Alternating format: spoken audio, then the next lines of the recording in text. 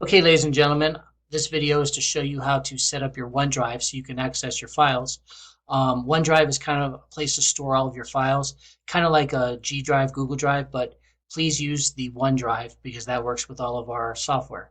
So what you do is when you log into your student account, you just click OneDrive, and so it's just like a drive. I have some folders, I have some files. What we recommend you do is you come up here and you click new folder, and create a folder for every class that you have. So let's say biology, create, and there it is. Let's say you have algebra, and this will help you stay organized. And let's say you have English.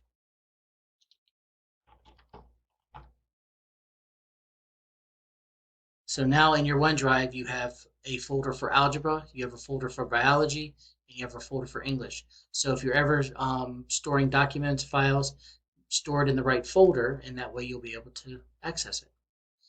So that's how you access and set up your OneDrive.